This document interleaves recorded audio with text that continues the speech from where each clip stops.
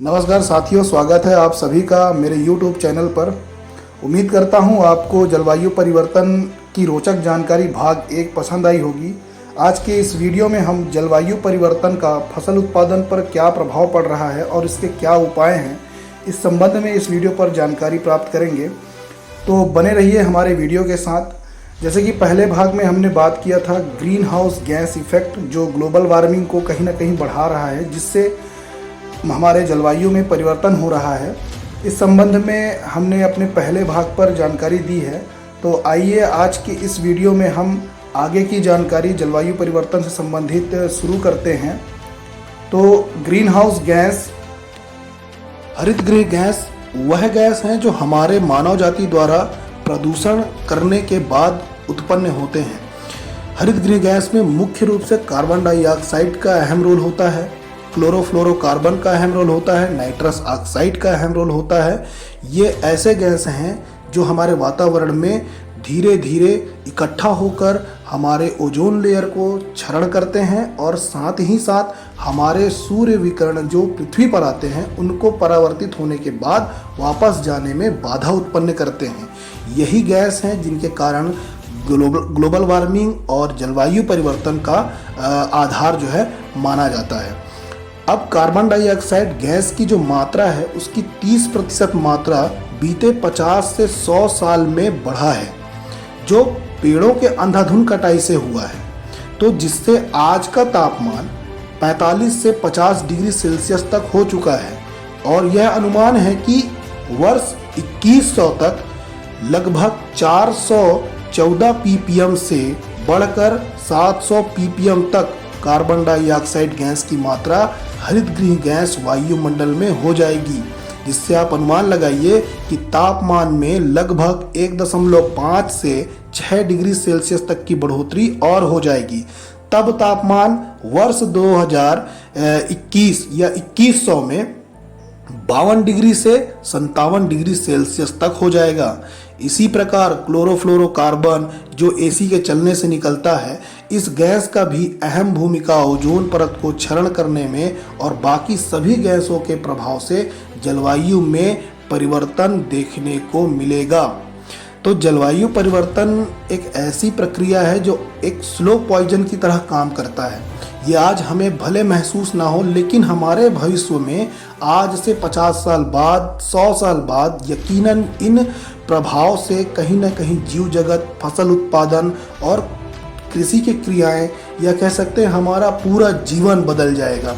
आज हम जो मार्च अप्रैल में बरसात देख रहे हैं, जून जुलाई में धूप गर्मी देख रहे हैं, तो यकीनन ये 50 से 100 वर्षों में और भी बदलेगा और हमें पूरी तरह से जलवायु मौसम का बदलाव देखने को मिलेगा। अब आइए हम बात करते हैं जलवायु परिवर्तन के फसल उत्पादन पर क्या क्या प्रभाव पड़ रहा है। तापमान के उतार चढ़ाव होने से फसल को सही समय पर लगाने में समस्या आ रही है।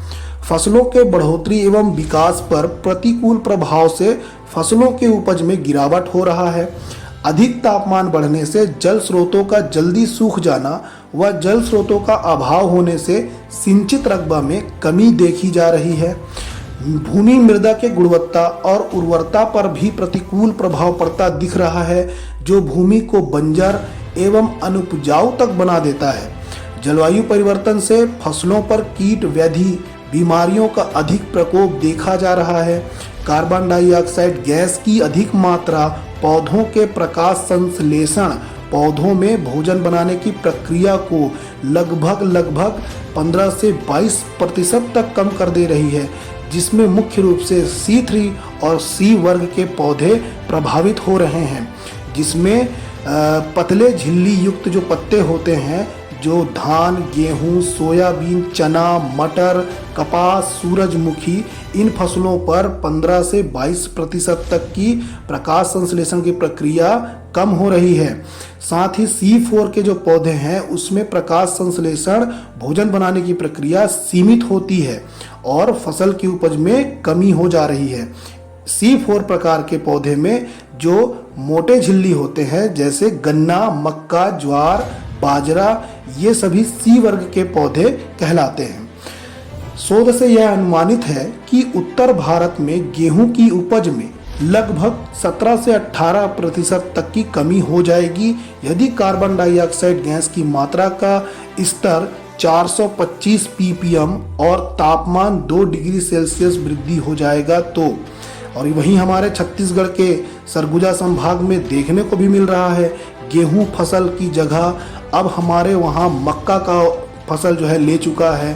बस्तर संभाग में धान गेहूं फसल की जगह मड़िया, रागी, कोदो, कुटकी, ये मोटे अनाज वाले फसल, कम जल वाले फसल, ज़्यादा गर्मी में सहन करने वाले फसल, ये सारे फसल अब जो है इन फसलों की जगह को लेते जा रहे हैं।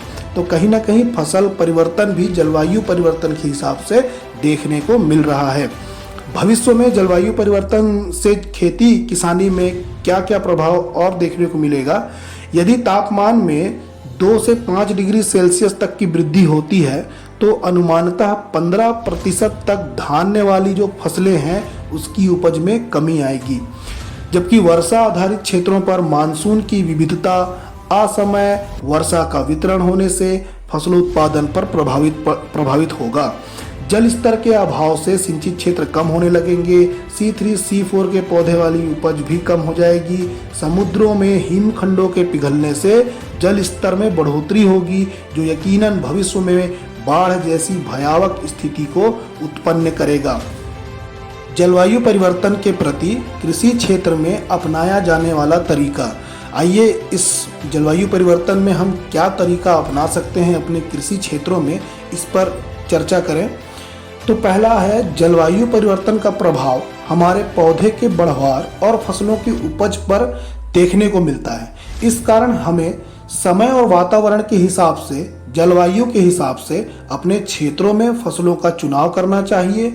जैसे अभी वर्तमान में जो जलवायु परिवर्तन थोड़ा थोड़ा देखने को मिल रहा है उसके लिए रागी, कोदो, कुटकी, ज्वार, बाजरा, मोटे अनाज वाले जो कम पानी चाहने वाले फसल हैं, मक्का है, दलहन है, तिलहन है, इन सारे फसलों को आप जलवायु के बदलने के हिसाब से अपने क्षेत्रों में लगाने के लिए चयन करें।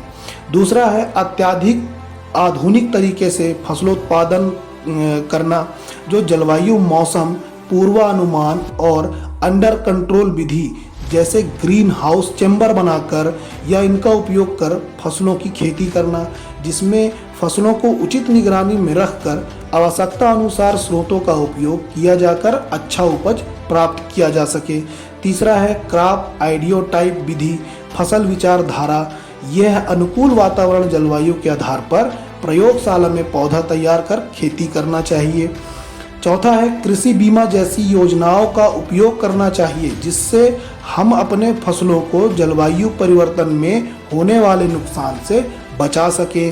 पांचवा है, वाटर सेट का पहाड़ी क्षेत्रों में तथा नदी नाले में चेक डैम, स्टॉप डैम बनाकर पानी की बचत कर या पानी बचाकर खेती किया जाना चाहिए और क्षेत्रों का जल स्तर बढ़ाया जा सके, ये विधि को अपनाया जाना चाहिए।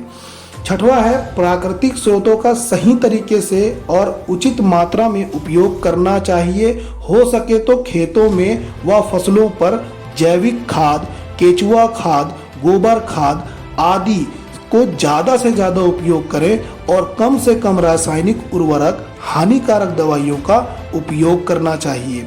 और लास्ट में सबसे ज़रूरी बात है कि वृक्षों की कम से कम कटाई करना चाहिए, क्योंकि ऐसा कहा जाता है जल है तो कल है, परंतु अब हमें यह कहना भी होगा कि वृक्ष है तो जीवन है। जलवायु परिवर्तन में मुख्य भूमिका हम मानव जातियों का ही है। तो हम सबको यह दृढ़ संकल्प करना चाहिए कि हम अपने प्राकृतिक स्रोतों का कृषि व अन्य क्षेत्रों में उचित एवं सही तरीके से उपयोग कर अपने आज और कल के भविष्य को सुरक्षित रखें।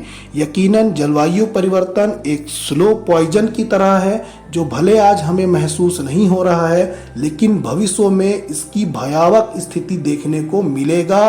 यदि हम सही समय पर ना संभल जाएं तो उम्मीद करता हूं आज की इस वीडियो में आपको जलवायु परिवर्तन से संबंधित जानकारी, उपाय, उसके कारण समझ में आए हों। या वीडियो अगर आपको बहुत अच्छा लगा हो तो इसे दूसरे लोगों तक भी शेयर करें और वीडियो को लाइक करें। चैनल में नए हों तो चैनल को सब्सक्राइब कर लें ताकि आपको ऐसी ढेर सारी नए इन्फॉर्मेशन मिलते रहें और मुझे मोटिवेशन मिलते रहे। तो मिलते हैं अगले नए वीडियो में, तब तक के लिए दीजिए इजाज़त। धन्यवाद।